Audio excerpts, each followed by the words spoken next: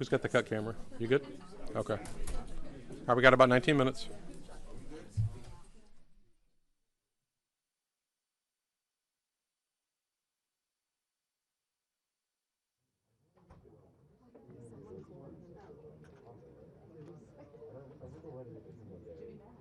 Yeah, it should be a flurry of questions about that activity. And it's day 20 of Operation Fury. 7,800 targets hit, 8,000 combat sorties so far, massive 5,000-pound bunker busters, deep penetrative bombs. Didn't like mic level? No, I can listen to the mic level. The Persian Gulf and the Strait of Hormuz. I only check the line. I can have enough time to check the mic level. I don't think he's not saying anything at the moment. No, yes. It was Michael. The Middle East, including I'm taking. Oh, I see. I'm taking mine. Well, I just see for me it was a little. I had to turn my gain up a lot. Usually it brings up the floor noise. Yes. You know what I mean. Yes. I'm a production sound guy, so I try and do things. You know. But both of them sound fine. Yes. But experts are saying that prices could push $150 to $200 a barrel. As the middle supply collapses, What'd you say? wanted to just add 7 to 10 million barrels per day of global supply has been removed from the market, and this may impact the prices going forward. But even if the conflict ended tomorrow, it'll still be a slow process, to recoup this. And we're going to get info from Chief Hegseth on the status of operations and Joint Chiefs Chairman General Caine. But I just wanted to point out, Brian, there's other shortages going on.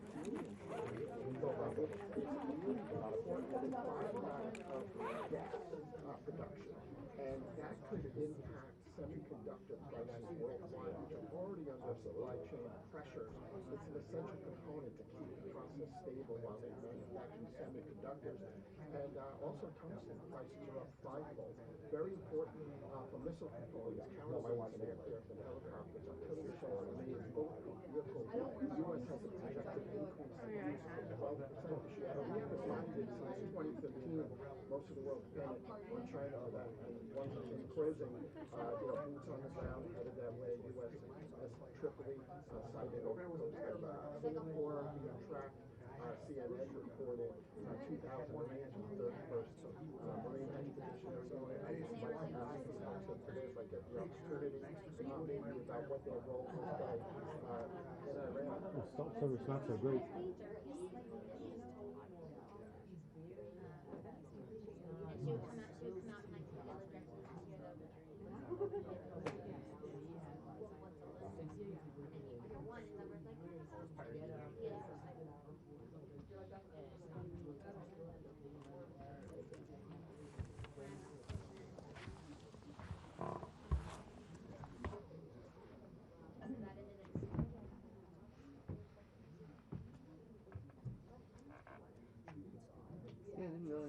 What's the password? Wi-Fi password?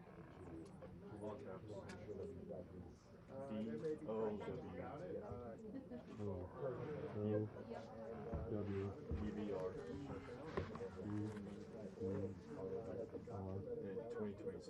hanging it over their heads there. We'll see where that goes, but demonstrations and fires have been set. And, that's interesting timing. It's an incredible time, not only in the Eastern Hemisphere, but here in the Western Hemisphere. Yeah, I typed it in. Say it again. DOW. Yeah, I'm getting older. Thank you. Before the actual adversity started. There's no space, right? No.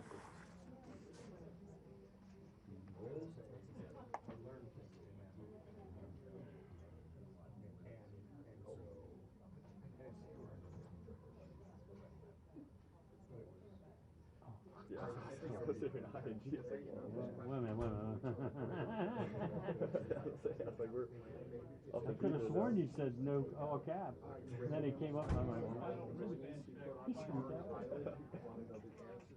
When will shipping lanes open up. There's a lot of stuff going on, and then there has been a little bit of an uprising with Come on, Iran as far as that's young guys. It's alright, it's alright. Parents are visiting right now. Do what? So my parents are visiting right now. So I What type is wrong? I think I might have saw you did BB or something. What happens when you get older? When I'm done with this business, the cell phone's going out the door. Bands. Thank you. All right, cool. Thank you. Thank you, Brian. Appreciate it.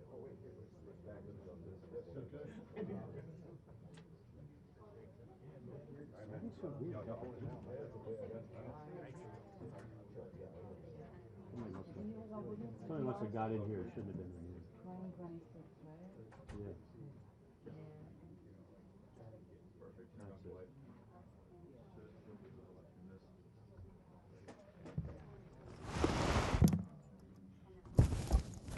Insanely bad words.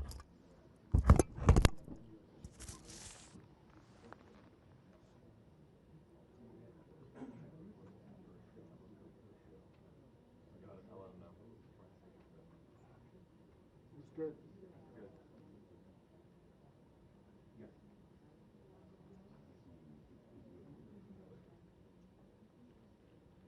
Okay, sounds good. I'm not moving. I will be off, so I'll my things are in charge. I'll go over there.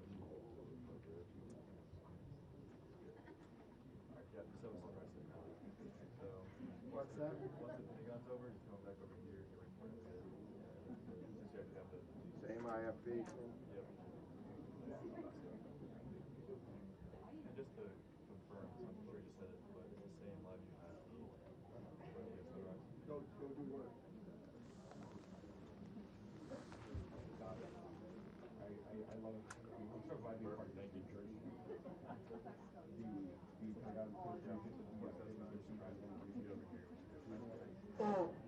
Yes, sir. I'm not worried.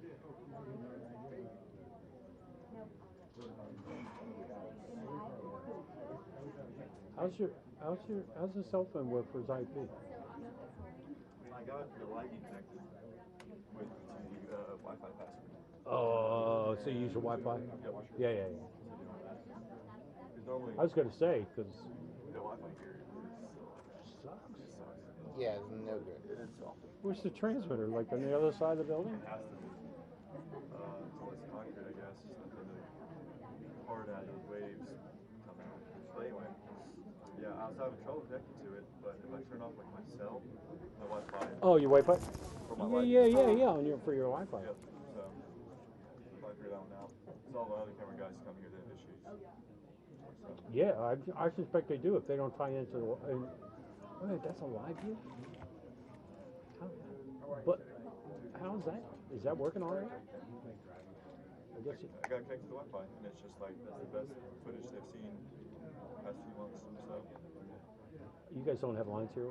Who are you with? I'm with Real America's Voice for my last name, and then I'm going to OAN. And then what? Then OAN. Oh. So, Are you like around. did OAN and Real America's Voice We foam off their tent in the White House. okay. And that's what kind of. How do you, is it a good company? Voice is just a little too non-corporate. I kind of like that corporate, like more professional. I gotcha. They have good benefits? They treat you all right? I'm still on my parents' benefits. I know. Oh, so you're pretty young. Yeah. Hey, stay on Arizona Law School. Both companies have good benefits. It's just one's pay more. So Yeah. generally the same amount of work. So It's tough when you get started. I remember those days. I used to, again, as I said, I used to, But you're staffed though, right? so that was really tough. That's what I did in Alabama now. So Oh. good to be salary. I mean, it's a mindset. It's mindset. It really is. It's so like when I got laid off my job, I didn't have a choice. Back then in the late '80s, there was nobody hiring. Like the networks weren't hiring. They hired freelance. It was big freelance for until like I don't know, not that long ago.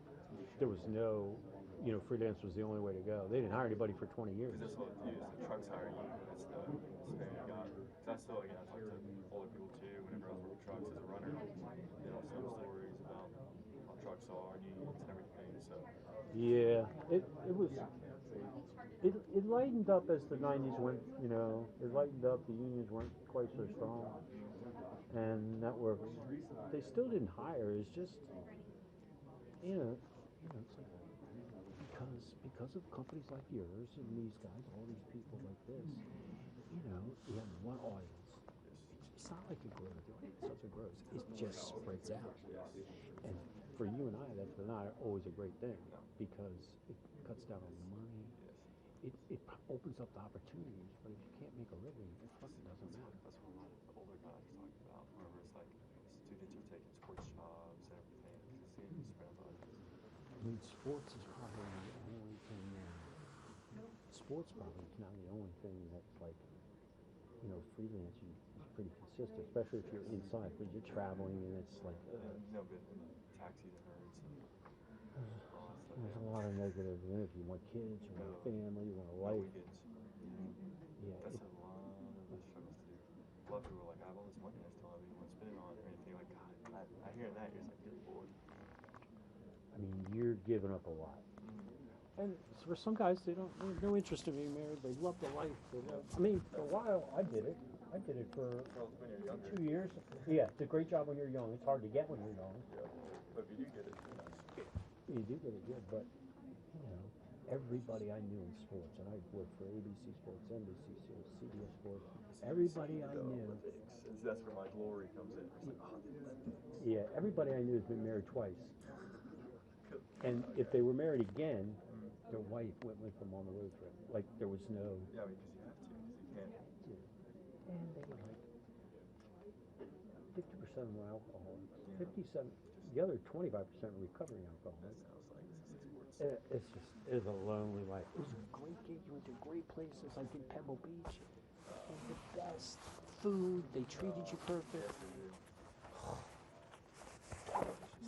But there's a price to pay. That's why I say I kind of learned in the mornings. Sinister weekends a little bit, but at least it's like. But you're still young. Yeah, absolutely. I mean, you're going to do it. You do it then. And then you decide what you want for the rest of your life. If you like it, then, not everybody's made to be a homeowner. I'm not 30s yet. Oh, you're 30? No, I'm 24. Oh, So you're I'm not 25, yeah. Yeah, now's the time to try and get in sport. I was like, I already been in sports. Oh. Yeah, I don't need that. So I already have my time. But, I can always go back. I know someone who did TV and then he went back into sports. He's in his 30s. So. Yeah. But to work at Survivor or like something like that would be fun. I mean, that would be fun. That would be nice. But again, I think that's something you'd like do once and you'd say, oh, that's really cool. But then you don't want to. Yeah. So I was gone and I was like in Panama for like a whole month. Yeah. Like that's what that's what like the Survivor camera would be like. Yeah, no, that's what it is. I'm not gonna do that. Yeah. Opportunities just I'm trying to figure out my life too. Yeah, then there's that. Yeah. What actually do I want in my life? But for now it's like no, I'm just gonna put it. Quiet wrestles over the crowd. So right now it's just let me get all the dad lore and like I worked at the Pentagon, I worked at the White House, I was there, for 250th birthday. Oh, yeah.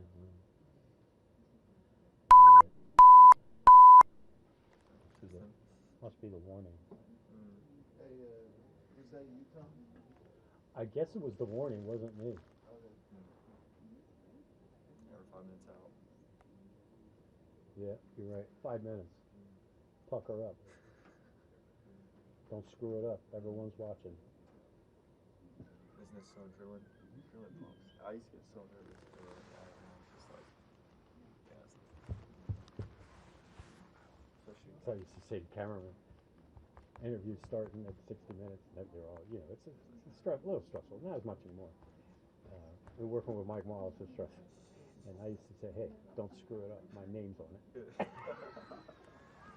No, I was like, whenever I was back in sports, like our college had a program where you get, it's like a job, where you get paid as a camera guy, and then if you're good enough, you work for ESPN, like they hire you as a truck, basically, as a company.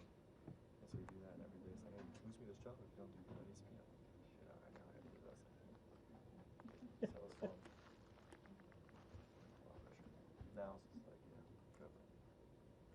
Well, it's a great job. You're young. It's great. You see things you never thought you'd see before. You never thought you'd be. You know, it's a great job. I loved it. Like I love television. I used to build houses before when I was 18, and you know it was fine. I loved it, but you know I didn't think my body would recover. Yeah, no, it's a great job, a great career. Pumping, cleaning porta potties and everything down here, so. Can't get much better than that.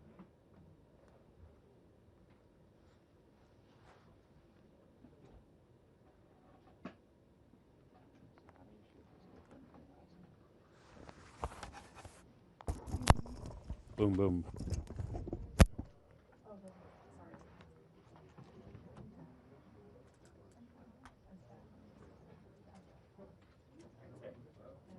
Make sure it's in focus this time, all right? Screwed up last time.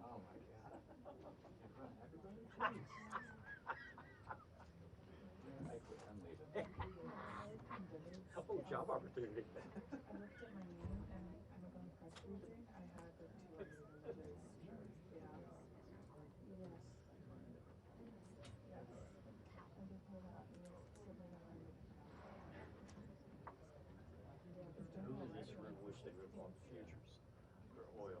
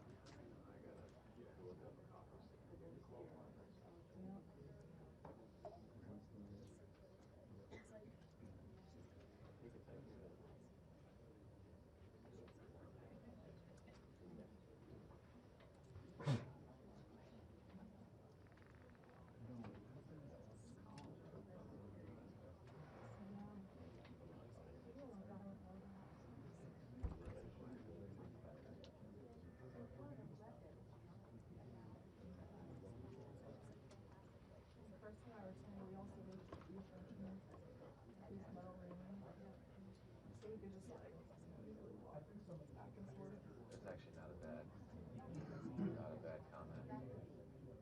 Talk to the Caine. We're not cutting.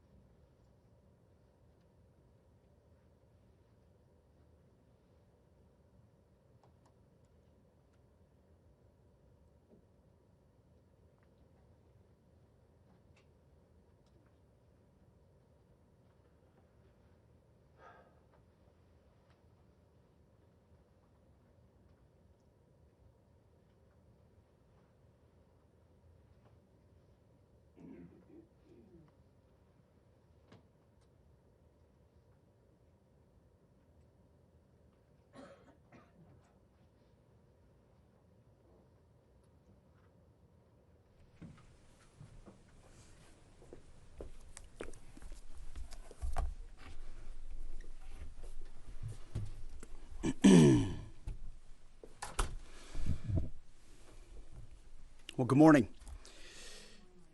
Yesterday at Dover Air Force Base, President Trump, the chairman, and I stood in solemn silence as heroes came home. Flag-draped caskets, we honored them. We grieved with their families, and we listened. What I heard through tears, through hugs, through strength, and through unbreakable resolve was the same from family after family. They said, finish this.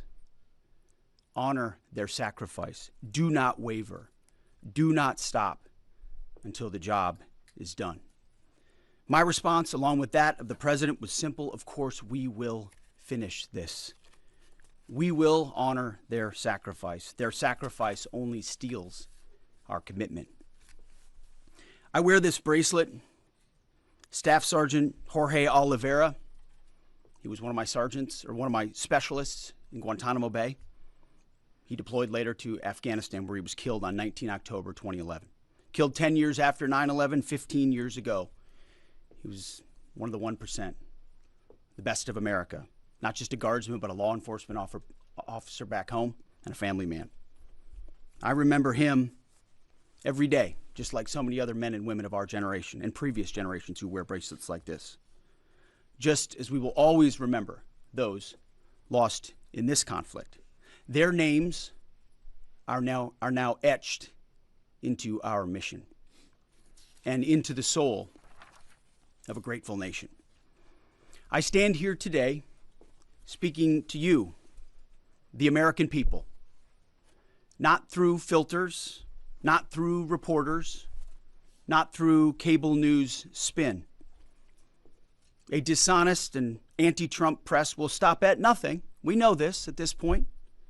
To downplay progress, amplify every cost, and call into question every step. Sadly, TDS is in their DNA. They want President Trump to fail. But you, the American people, know better. Yes, there are reporters in front of me, but they are not our audience today. It's you, the good, decent, patriotic American people. You, the hardworking, tax-paying, God-fearing American patriots.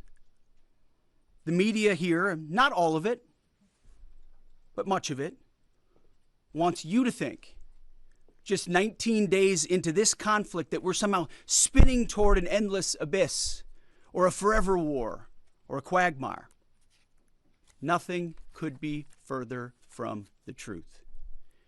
Hear it from me, one of hundreds of thousands who fought in Iraq and Afghanistan, who watched previous foolish politicians like Bush, Obama, and Biden squander American credibility. This is not those wars. President Trump knows better. Epic fury is different. It's laser-focused. It's decisive. Our objectives, given directly from our America First president, remain exactly what they were on day one. These are not the media's objectives, not Iran's objectives, not new objectives, our objectives. Unchanged, on target, and on plan.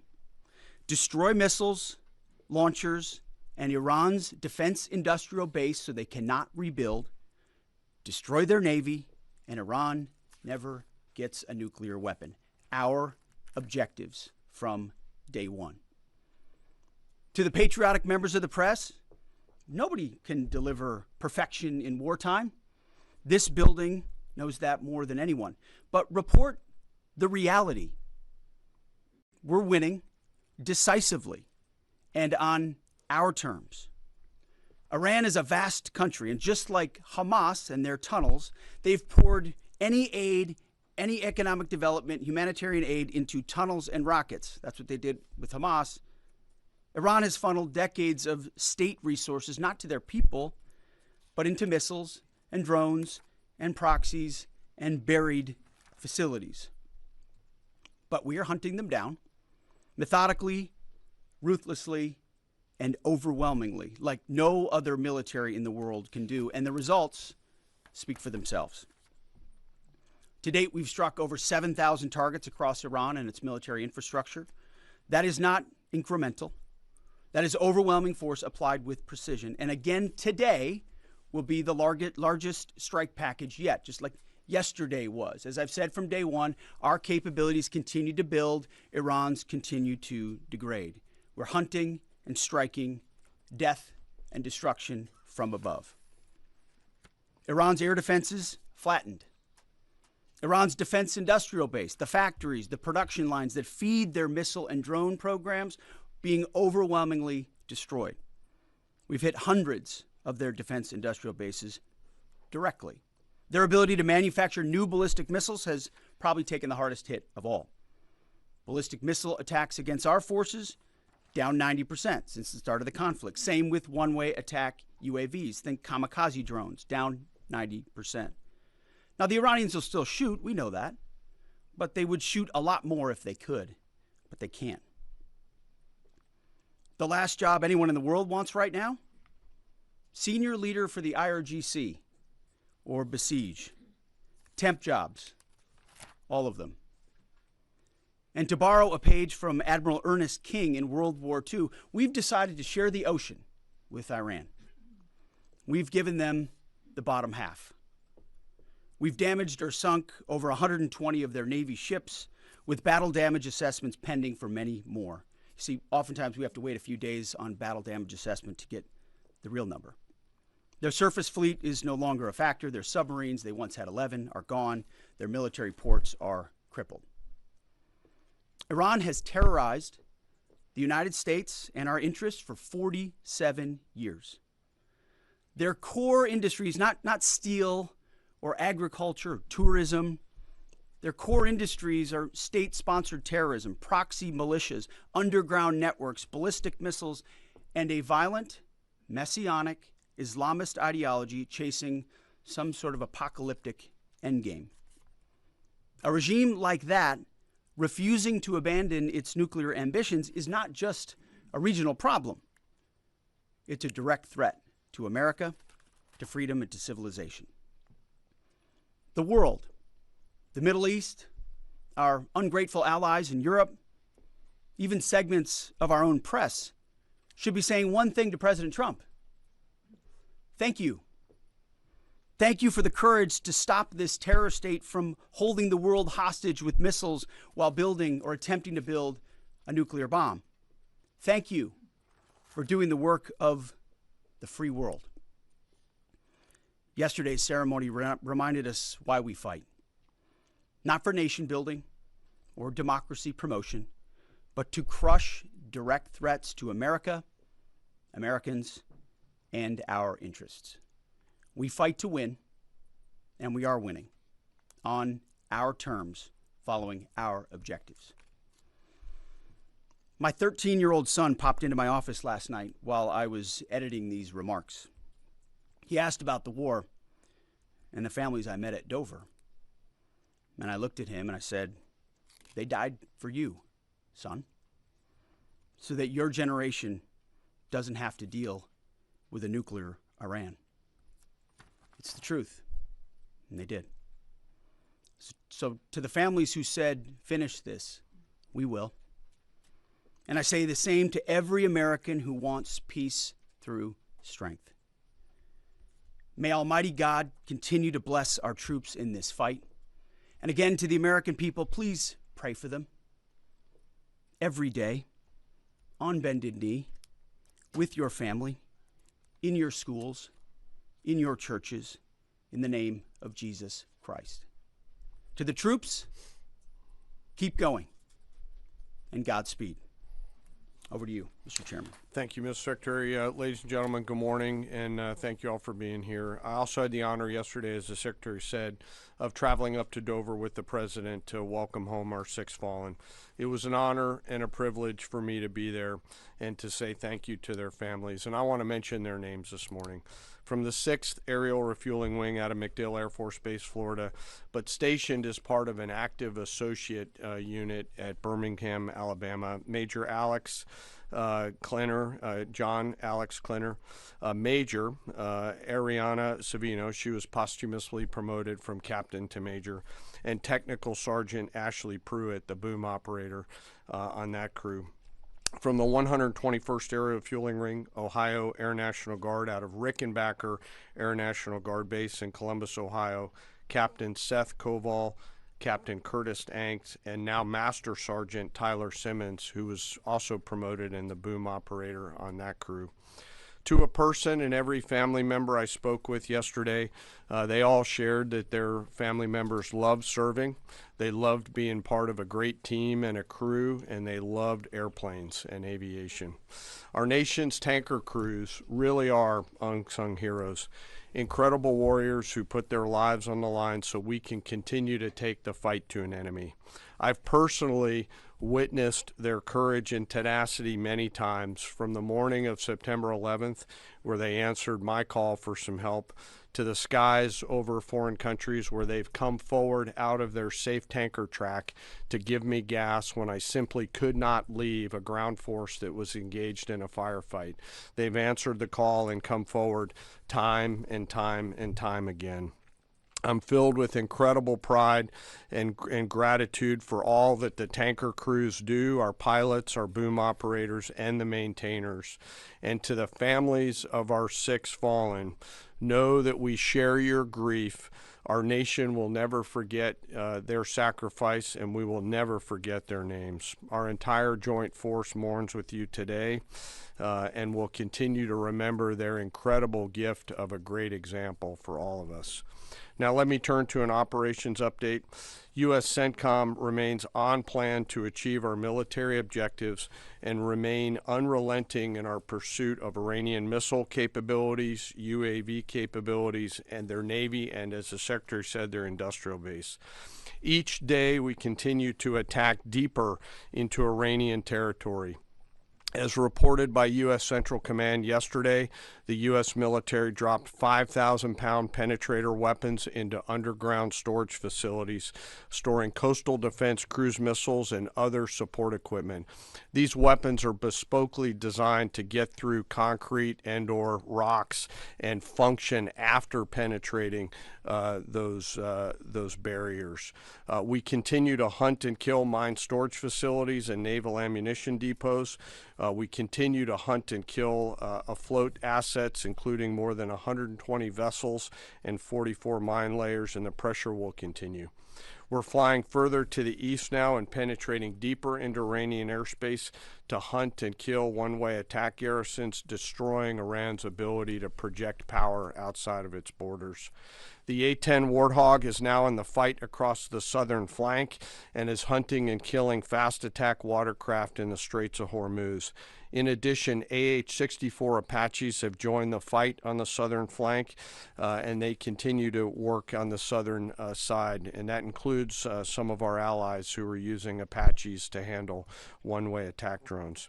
In Iraq, AH-64s have been striking against Iranian-aligned militia groups to make sure that we suppress any threat in Iraq against U.S. forces or U.S. interests. And we remain focused on pursuit of any platform that Iran could field to harm Americans or our partners. Last Friday, Admiral Cooper and the CENTCOM team conducted precision strikes against more than 90 targets on Karg Island, which included all of their military-only infrastructure, which included air defenses, naval base, mine storage, and deployment facilities. And as the Secretary mentioned, we continue to strike against Iran's defense industrial base and will continue to do so. Today I want to continue my theme of talking about members of our incredible joint force. Today I want to talk about some exceptional airmen who are engaged in the fight daily. United States Air Force, Air Force Reserve, and Air National Guard crews within our bomber force.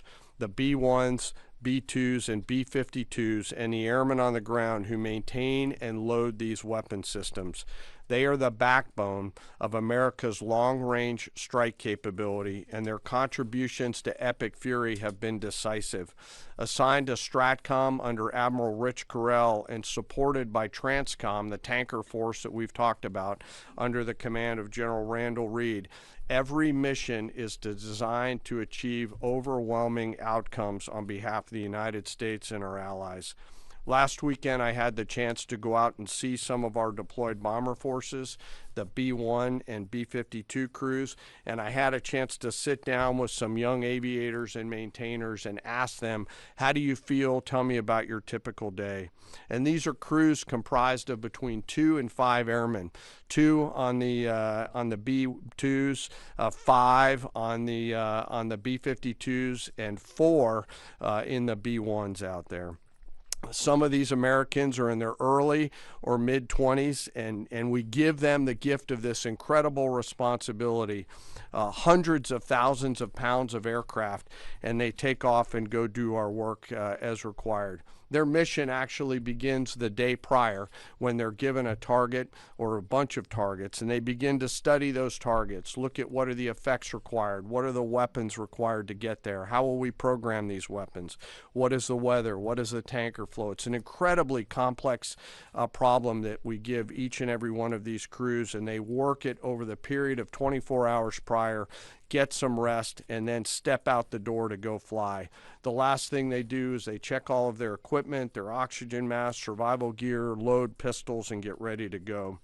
They crank the jets about an hour prior to takeoff and then launch into the daylight, doing their pre-flight checks, and as the kids say, lock in and prepare to go to war, sometimes on a long and stressful journey.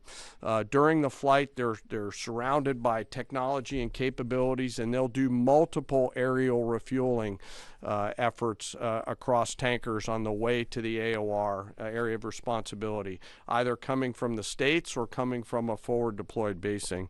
And I will tell you, as a fighter pilot, getting gas is a lot easier in an F-16 than it is in a B-1, B-2, or a B-52, where you are handling this airplane. It is a physical thing, unlike a fighter that's a lot easier. And they stay on that boom for sometimes up to 30 minutes, taking hundreds of thousands of pounds of gas. It is a physical, demanding thing to take gas, and they do it multiple times on the way there, and they do it multiple times on the way home. As they enter the operating area, they bring the entirety of America's joint force together to go do the things that we've tasked them to do, to put bombs on time, on target, with the proper effects. And I know they're feeling a range of emotions, but the thing the American people should take away from it is they're filled with a focus that is incredibly impressive. And they have fear, of course, but their bigger fear is, dear God, please don't let me screw this up, the warrior's prayer that we all have in our souls. In the days of epic fury, they were shooting, as we've talked about in this room, a lot of standoff weapons. Now we've switched and rolled, as I mentioned last week, to stand-in weapons. And behind each and every one of them are incredible maintainers and weapons builders who go out there and make sure these aircraft and their weapon systems are ready to go. These airplanes are so big that they're not in hangars. They're out in the cold, out in the snow, out in the rain. The bombs are being built outside for protection and to make sure that it's safe, and they do it 24/7, 365. It's not comfortable work, but when you go spend just a minute with these incredibly young Americans who are so motivated, you cannot come away from that exchange not being hopeful for America's future. It is simply awesome. And we hand these Americans, young Americans, incredible and weighty responsibility, and they deliver every single time. Quietly, with professionalism and humility, doing the things that we ask them to do. In conclusion, we will continue major combat operations. As the Secretary said, we continue to get busier. I know the Secretary and I share that we're incredibly proud of 2.8 million members of our joint force. I am personally, and we are personally grateful for the tenacity and professionalism of the brave men and women who serve inside STRATCOM, CENTCOM, SPACECOM, CYBERCOM, TRANSCOM, and the rest of the joint force. And I'll close where I started. I ask today that we remember those 6 fallen that came home. They represent the best of our nation. For those families that are feeling the pain, know that we are with you and will remain with you. May we always prove worthy of their sacrifice, and I'll turn it back over to you, sir. Thank you, Mr. Chairman. take a couple questions. Thank you, Mr. Secretary. Thank you, Mr. Chairman. Given the updated degradation and strike target numbers you laid out, how close would you say we are towards achieving the President's objectives, and what is the end game of the operation without divulging any sensitive battle plans? Well, we wouldn't want to set a definitive time frame on that, but as we've said, we're on plan. So we're looking at those metrics very closely, relaying that to the President and the National Security Team, but feel confident that as, again, we're more stand in means we're over the top, even further in, and we have even more of an exact sense of what we're striking and why, and even more dynamically, meaning because the intelligence improves, we're able to more quickly identify targets when they, let's say they come out of an underground facility where they've been hiding and able to strike it before it strikes or right after it shoots. But we're very much on plan, and that's why I want to speak to the American people here. You hear a lot of noise about widening or new missions or speculation about what we should or should not be doing. This is a clear set of objectives. The President has given us every capability we need to accomplish that. We've got the best in the world in uniform executing it on the ground. They believe in and are invested in this mission, and it will be at the President's choosing, ultimately, where we say, hey, we've achieved what we need to on behalf of the American people to ensure our security. So no time set on that, but we're very much on track. Absolutely. Yes, right here. Good morning, Mr. Secretary. David Zier, Real America's Voice News. What countries have been the most cooperative with us, including the Gulf states, as Europe hedges?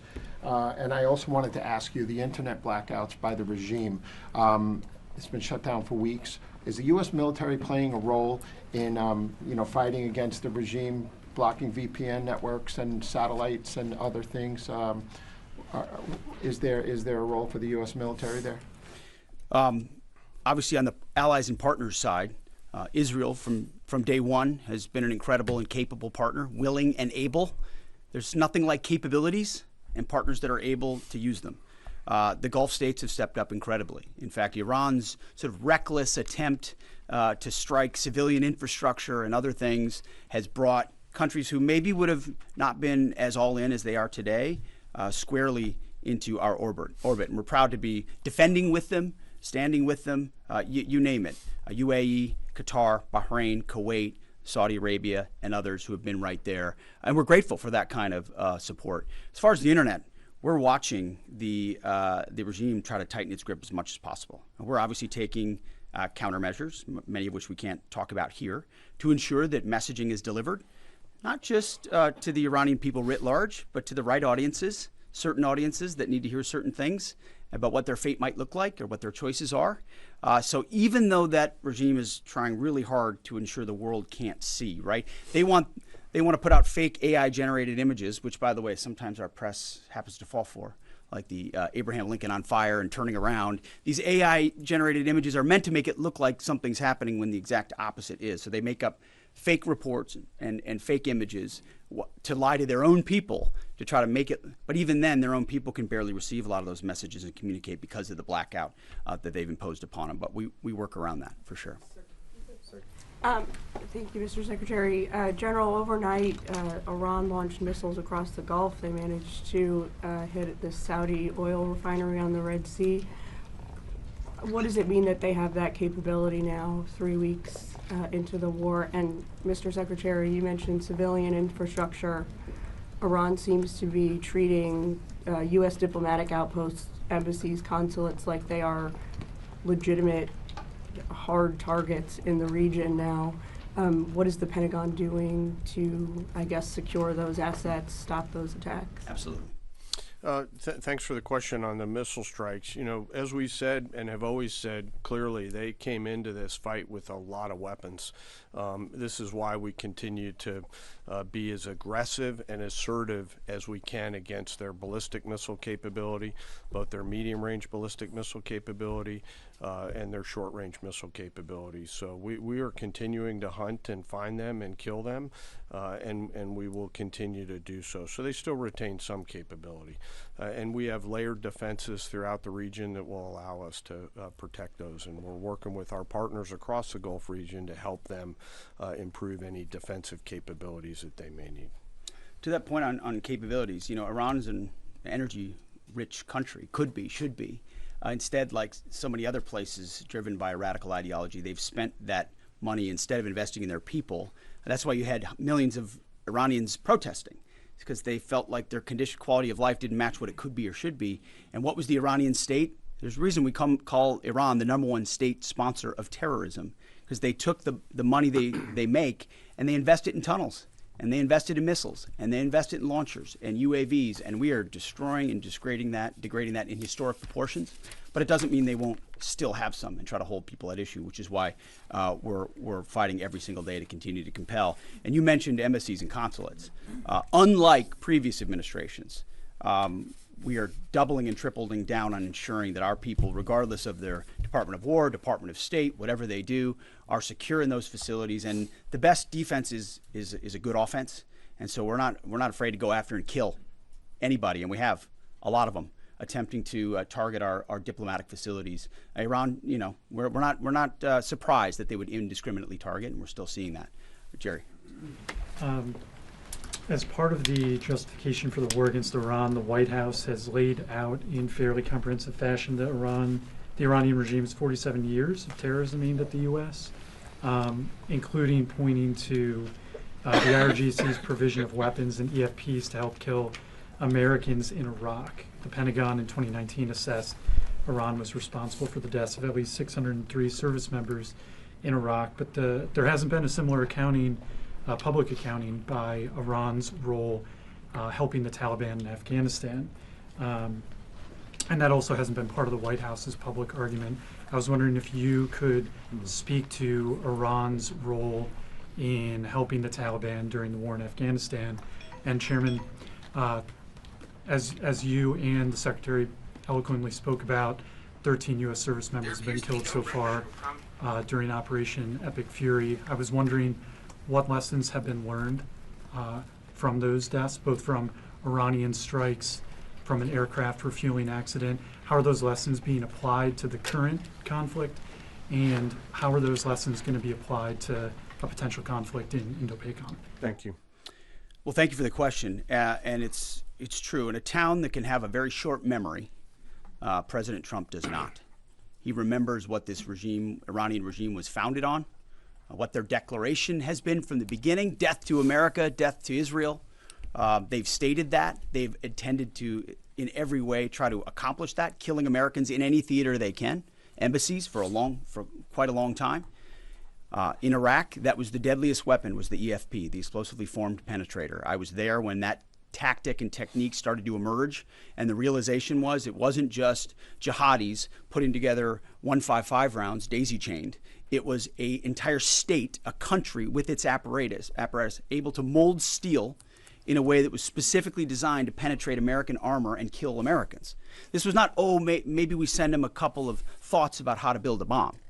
This was Iran specifically passing technology and wherewithal and personnel into Iraq to kill Americans specifically. I know the number is said to be 600. A lot of us think it's higher than that, given the amount of capability they brought in. So they have been at war with us, whether we acknowledge it or not, for 47 years. The same goes in Afghanistan.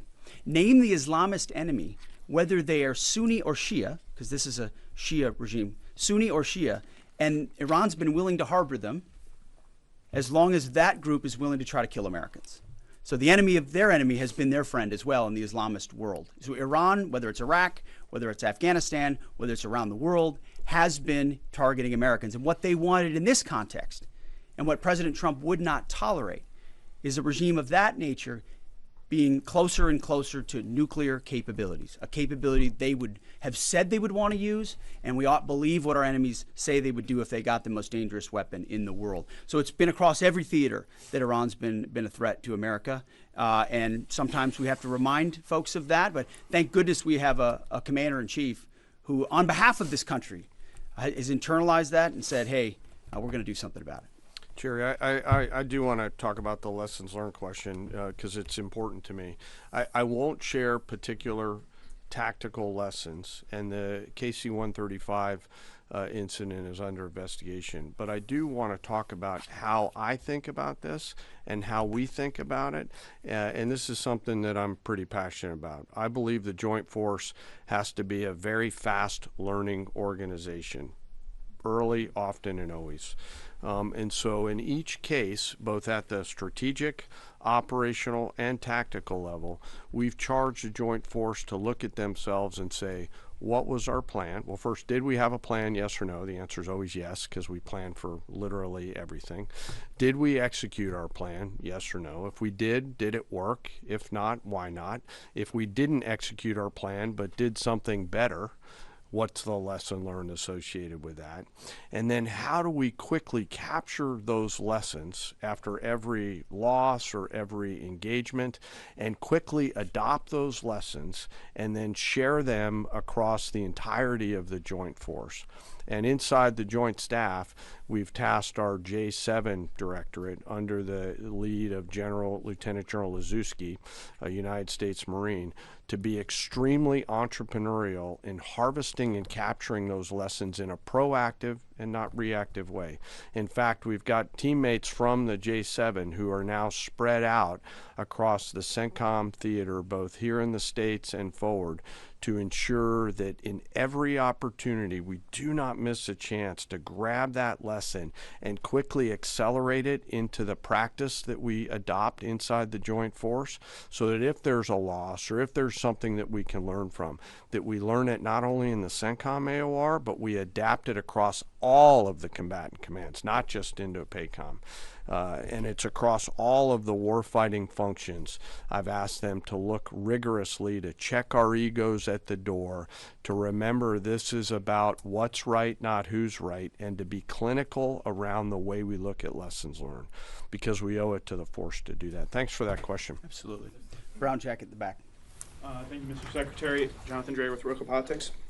As you said, at the end of this war, Iran will be without a missile or drone capability, a navy, or the ability to make nuclear weapons. Since the largest threat and sponsor of terror in the region will be incapacitated, are there plans to move assets and troops out of the Middle East? I guess in a perfect world, a year after the war has ended, what does the military presence in the Middle East look like compared to before the war? Well, I appreciate the question. I do think when you address a real threat head on, it creates new options on the other side, right? I think what President Trump refuses to do, which too often this town does, is just sit in the status quo. Oh, nobody can do about that. They've got too much capability. What if this happens? What if that happens? He instead says, what's in the interest of the American people? It's going to take some courage. It's going to take some capabilities. We're going to have to gather some forces there in order to do it. We're not going to tell people how many or how long or what we're willing to do or what we're not willing to do. But if you do that and do that decisively, then out the other end is a recognition that it opens the aperture of what's possible. I mean, President Trump did the same thing in creating an opportunity for the Abraham Accords. Now you've got a situation where a lot of those countries are coming alongside us, recognizing the threat of Iran. So I think our posture in the future will be based first and foremost on our own national security, power projection, the ability to defend our people and our interests. But no doubt, working alongside our partners, the president will look at what makes the most sense going forward. I appreciate that question. Yes, right here. War crime, is that the policy of the U.S. military now? Thank you, Secretary Hegseth. Two questions for you. The Vice President has often emphasized that the goal of this war is to denuclearize Iran while also avoiding a larger quagmire. I know that you touched on this. I'd like you to expand on how do you do that? How do you denuclearize the country while also avoiding this, forever war? And then there was a report last night that the Pentagon asked the White House for $200 billion for Iran war supplemental. Can you confirm this, and can you explain why a package this large is necessary? Well, first of all, none of this would have been possible without Midnight Hammer, without that audacious mission with very clear goals that did obliterate their ability to enrich and the capabilities they have in those facilities. So it created the conditions for Iran to step forward and say, okay, you can reach out and touch us like that in our nuclear ambitions. You can see that we're still trying to do this. Let's make a deal. And President Trump put our two best folks on it, Steve and Jared, and they worked diligently, earnestly. I watched it to try to pursue that deal. And ultimately, I think the whole time Iran sort of said, well, we'll talk as we build more missiles and as we build more UAVs and we create this conventional umbrella so that if we chose to, we could try to reconstitute the program. And sort of naively thinking that President Trump wouldn't do something about it. And that's why, as Secretary Rubio has said, and I've said, it's the conventional umbrella that was growing and growing and growing that was meant to protect that nuclear capability. So you had to address both what happened with Midnight Hammer and what happened with that as well. As far as $200 billion, I think that number could move, obviously. It takes money to kill bad guys. So we're going back to Congress and our folks there to ensure that we're properly funded for what's been done, for what we may have to do in the future, ensure that our ammunition is, everything's refilled, and not just refilled, but above and beyond. I mean, President Trump, as he said, rebuilt the military in his first term, didn't think he'd use it as dynamically in his second, but he had. So thank goodness he did that. And an investment like this is meant to say, hey, we'll replace anything that was spent. And now that we're reviving our defense industrial base and rebuilding the arsenal of freedom and cutting deals like our great deputy secretary here is doing, long lead times on exquisite munitions, we're going to be refilled faster than anyone imagined. And I think, we're also still dealing with the environment that Joe Biden created, which was depleting those stockholds and not sending them to our own military, but to Ukraine, which is every time we reach back and look at any sort of a challenge we have, it goes back to, well, send it to Ukraine. Ultimately, we think this should be these munitions are better spent in our own interests at this point, and this kind of funding bill is going to ensure that we're properly funded going forward. We'll take one more. Right Thank you, sir. Thank you, Mr. Chairman. Jordan Conradson with the Gateway Pundit. So with the strike yesterday on South Bar's gas field, if the U.S. didn't know about it or didn't approve of it, it kind of seems like a trend of Israel apparently pursuing their own objectives over U.S. objectives. I'm not sure if you agree with that, but the president has said he doesn't want to hit Iran's oil infrastructure right now. As you said, the U.S. avoided this on Park Island. Oil's nearing $120. Why are we helping Israel prosecute this war if they're going to pursue their own objectives? We hold the cards. We have objectives. Those objectives are clear. We have allies pursuing objectives as well. And the truth speaks for itself. I mean, President Trump was very clear about that. Iran has weaponized energy for decades. Israel clearly sent a warning, and POTUS has made it clear, very clear. Iran knows when you hit Karg Island and you hit military capabilities on Karg Island, which is the only thing we hit, we can hold anything at issue, anything. The United States military controls the fate of that country. Iran has the ability to make the right choices. It should not, going forward, target Arab allies, Arab countries, trying to create pain, the pain that they created themselves. Thank you all very much. Appreciate it. Thank you for your time. Appreciate it. You guys send in the Marines. No quarter comment, please.